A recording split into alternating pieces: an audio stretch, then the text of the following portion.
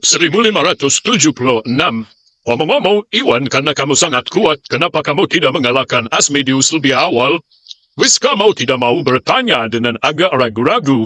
Rizka telah menyaksikan Iwan membunuh Asmodeus hanya dengan satu pukulan sebelumnya, dan tiba-tiba menyadari betapa kuatnya Iwan. Oleh karena itu, Rizka bertanya-tanya mengapa Iwan tidak mengalahkan Asmodeus lebih awal, dan malah menderita dua serangan dari Asmodeus sebelum akhirnya membalas. Ya, kekuatan energi potensial yang aku gunakan untuk mengalahkan Asmodeus tidak membedakan kawan maupun lawan. Dan jika aku menggunakannya lebih awal, aku khawatir itu akan melukaimu secara tidak sengaja. Jelas, Iwan. Wow, selama ini kamu memikirkanku.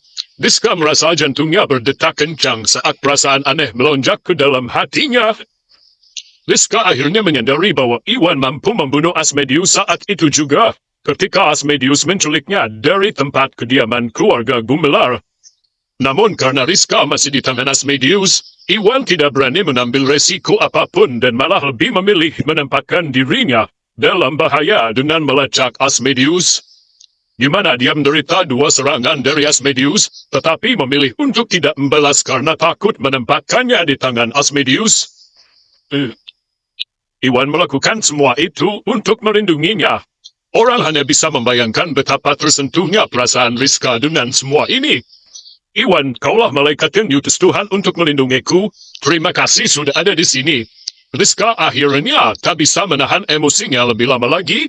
Air matanya berlinang di matanya saat Rizka mengumpulkan keberanian untuk menarik Iwan ke dalam pelukannya.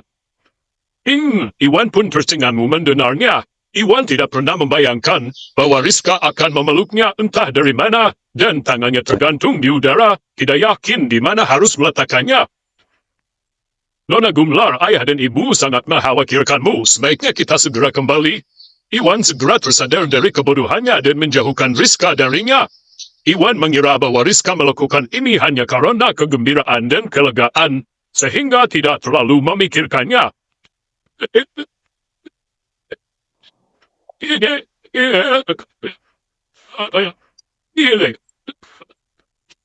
Baiklah kalau begitu, tetapi ada satu hal yang ingin aku katakan. Iwan, tolong berhenti memanggilku Nona Gumelar. Mulai sekarang kamu bisa memanggilku Rizka. Ucap Rizka sambil menggigit bibir dengan gugup. Baiklah kalau begitu, Rizka. Iwan setuju setelah ragu-ragu sejenak. Namun ketika mereka hendak pergi, Iwan teringat sesuatu dan menghentikan langkahnya. Tunggu sebentar, Rizka, aku perlu mengambil sesuatu. Iwan berseru sambil berjalan kembali menuju tubuh Asmodeus.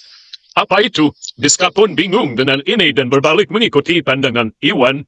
Ketika Rizka melihat mayat Asmodeus tergeletak di genangan darah, warna wajahnya memudar.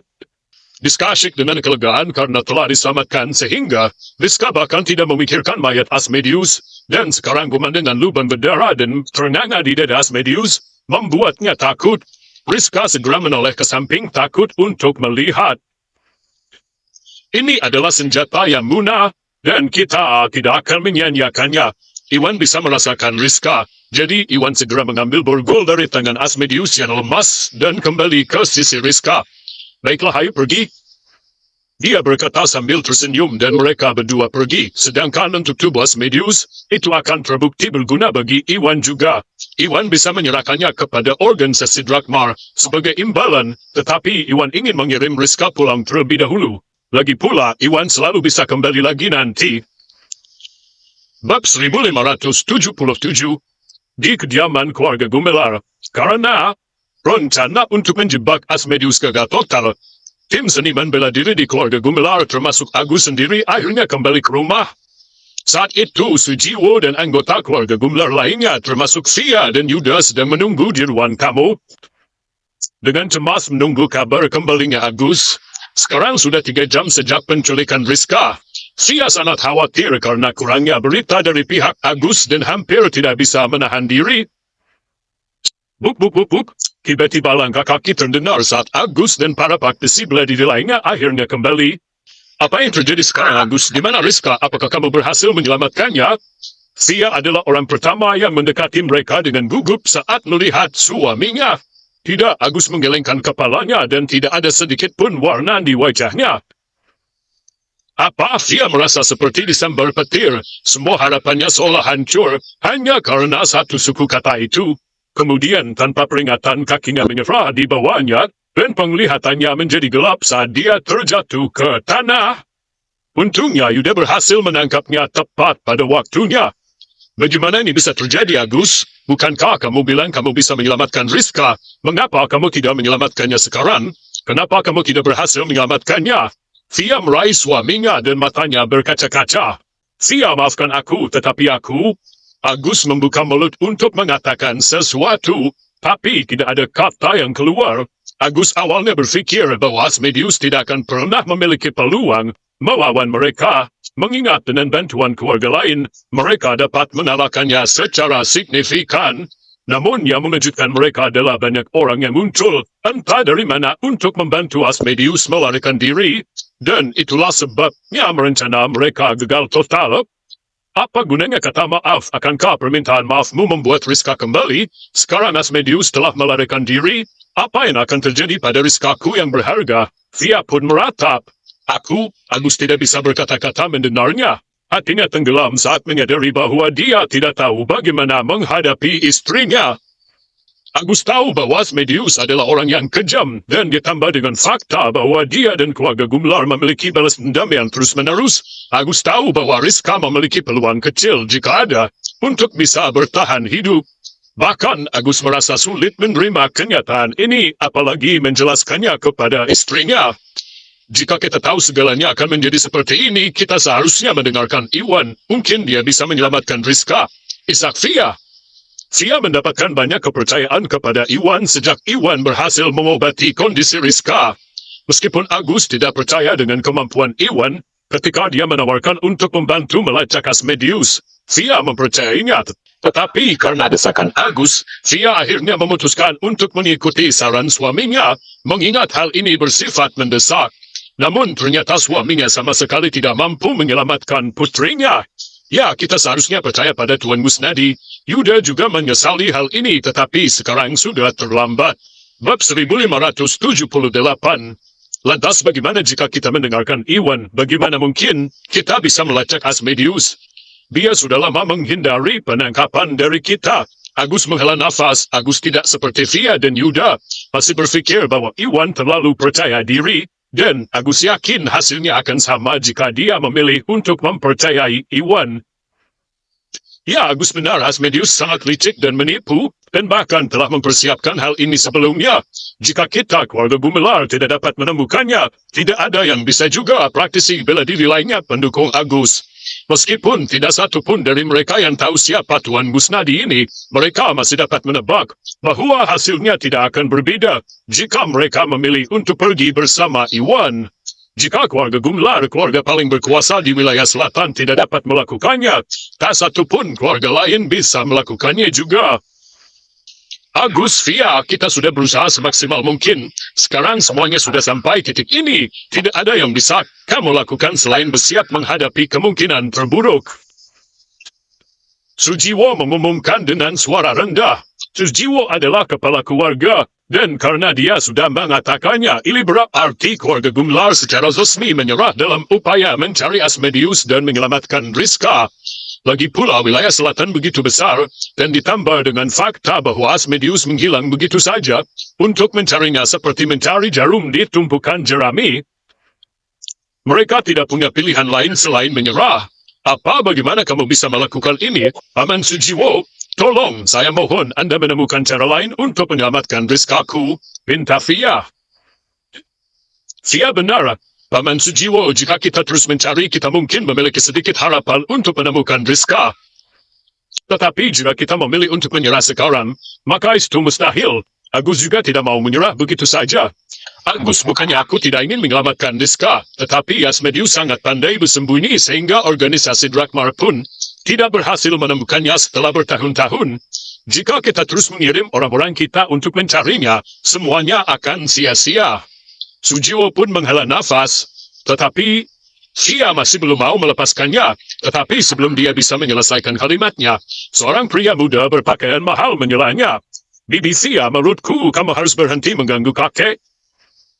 Saya meminta maaf karena mengatakan hal ini, tetapi sudah berjam-jam sejak Rizka diculik oleh Asmodeus, dan jika semuanya berjalan sesuai rencana Asmodeus, Rizka pasti sudah mati sekarang. Saya menyarankan agar Anda dan Paman Agus mulai mempersiapkan prosesi pemakaman. Kata pria itu saat kilatan kemenangan melintas di matanya. Itu adalah Andri, cucu Sujiwo dan putra tertua dari garis keturunan kedua keluarga Gumelar. Sejak ada Maya Agus meninggal ketika Agus masih kecil dan belum bisa naik tahta, maka kekuasaan diserahkan kepada Sujiwo adiknya. Karena itu, tata keluarga Gumelar diperintah oleh garis keturunan kedua. Keturunan Sujiwo selama bertahun-tahun hingga sekarang, dan sebagai putra tertua dari garis keturunan kedua, Andri berada di urutan berikutnya untuk naik tahta. Namun sayangnya baik Agus maupun Yuda membuktikan diri sebagai pemimpin yang luar biasa, sehingga menempatkan Andri pada posisi yang dirugikan. Yuda adalah salah satu praktisi bela diri termuda dan terhebat di wilayah selatan, dan diakui secara luas sebagai seorang berbakat. Dengan Yuda yang mengungguli Andri dalam segala hal yang mungkin, Andri tahu bahwa Sujiwo dan para tetua lainnya pasti akan menyerahkan wewenang kembali ke garis keturunan pertama, agar keluarga bisa sejahtera. Meski enggan menakuinya, Andri tidak bisa berbuat apa-apa mengenai hal itu. Bab 1579, prosesi pemakaman. Tidak, itu tidak mungkin. Tidak akan terjadi apa-apa kepada Rizkaku. Dia merasa seperti tersambar petir. Dia terjatuh ke tanah dan menangis putus asa. Meskipun dia menyangkalnya, dia tahu bahwa Andri hanya mengungkapkan fakta. Sekarang Rizka telah ditangkap selama berjam-jam. Mengetahui sisi jahat Asmodeus, tidak ada keraguan bahwa Rizka akan terbunuh sekarang. Tidak ada yang akan berubah, bahkan jika keluarga Gumelar terus mengirimkan orang-orang terbaik mereka untuk mencari mereka di seluruh kota. Juga Asmodeus membalas dendam terhadap kita karena dia menganggap kita bertanggung jawab atas kematian Belzebub. Aku yakin Asmodeus akan mencoba menyelinap kembali ke sini dan membalas dendam pada kita di masa depan. Jadi kita harus tetap waspada. Tambah Andri, sebenarnya Andri diam-diam merindukan Asmodeus untuk menyelinap masuk dan membunuh Yuda, sehingga Andri tidak lagi bersaing memperebutkan tahta. Tapi setelah dipikir-pikir, Andri tahu bahwa dia dan Yuda sama-sama keturunan yang berpotensi naik tahta, dan dengan demikian akan setara target balas dendam Asmodeus. Tidak ada yang tahu siapa yang akan dipilih Asmodeus untuk dibunuh jika dia melakukannya, tetapi Andri ingin berhati-hati dan memperingatkan semua orang. Ya, Andri benar. Prioritas kita adalah memperketat pertahanan kita agar Asmodeus tidak punya kesempatan menyerang lagi. Mulai saat ini dan seterusnya, kita akan tetap menjaga kewaspadaan, dan jika Asmodeus berani datang lagi, kita akan langsung membunuhnya dan membalas kematian Rizka. Sujiwo pun menyatakan, ya Tuan, para praktisi bela diri berkicau serempak. Baiklah, itu saja untuk hari ini. Agus, sayangnya banyak hal terjadi, kamu dan Via harus istirahat dulu, dan mulai mempersiapkan proses pemakaman dalam beberapa hari. Sujiwo melangkah mendekat dengan lembut menepuk bahu Agus. Sujiwo ingin meyakinkan mereka tetapi tidak tahu harus berkata apa. Bagaimana ini bisa terjadi? Seseorang telah selamatkan putriku. Via mulai menangis lebih keras karenanya. Seluruh hatinya seperti membeku karena keputusasaan dan kesedihan. Agus dan Yuda juga tidak lebih baik. Mata mereka merah karena menangis, dan hati mereka tenggelam karena pasrah. Ayah, ibu, aku di rumah. Tiba-tiba suara melodi terdengar dari belakang mereka saat Rizka berlari ke dalam ruangan, menyeringai lebar saat dia menarik tangan Iwan. Sujiwo, Andri, dan yang lainnya membeku karena terkejut melihat ini. Bahkan Sia tercengang dengan hal ini. Dia berhenti menangis karena tidak percaya. Seluruh ruangan menjadi sunyi senyap saat sebuah orang mengungkapkan kejadian yang tiba-tiba ini. Bab 1580. Apa yang terjadi di sini, ayah, ibu?